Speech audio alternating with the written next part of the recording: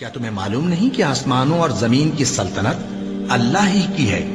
اور اللہ کے سوا تمہارا کوئی دوست اور مددگار نہیں، اور مشرق اور مغرب سب اللہ ہی کا ہے، تو جدھر بھی تم رخ کرو ادھر ہی اللہ کی ذات ہے۔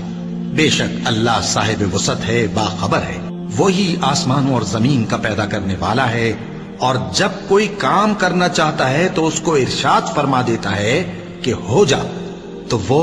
ہو جاتا ہے۔ سو تم مجھے یاد کیا کرو، میں تمہیں یاد کیا کروں گا، اور میرا احسان مانتے رہنا اور میری ناشکری نہ کرنا۔ اے ایمان والو، صبر اور نماز سے مدد لیا کرو، بے شک اللہ صبر کرنے والوں کے ساتھ ہے۔ اور ہم کسی قدر خوف اور بھوک اور مال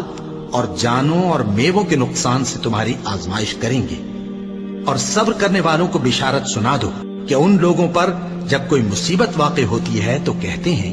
کہ ہم اللہ ہی کا مال ہیں اور اسی کی طرف لوٹ کر جانے والے ہیں۔ اور اے پیغمبر، جب تم سے میرے بندے میرے بارے میں دریافت کریں تو انہیں معلوم ہو کہ میں تو تمہارے پاس ہی ہوں۔ جب کوئی پکارنے والا مجھے پکارتا ہے تو میں اس کی دعا قبول کرتا ہوں، تو ان کو چاہیے کہ میرے حکموں کو مانیں اور مجھ پر ایمان رکھیں تاکہ نیک رستہ پائیں۔ اس وقت تم میں سے دو جماعتوں نے جی چھوڑ دینا چاہا، مگر اللہ ان کا مددگار تھا، اور مومنوں کو تو اللہ ہی پر بھروسہ کرنا چاہیے۔ اور اس مدد کو تو اللہ نے تمہارے لیے ذریعہ بشارت بنایا، یعنی اس لیے کہ تمہارے دلوں کو اس سے اطمینان حاصل ہو، ورنہ مدد تو اللہ ہی کی طرف سے ہوتی ہے جو غالب ہے،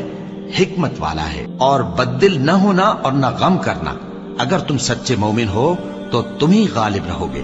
یہ تمہارے مددگار نہیں ہے بلکہ اللہ تمہارا مددگار ہے، اور وہ سب سے بہتر مددگار ہے۔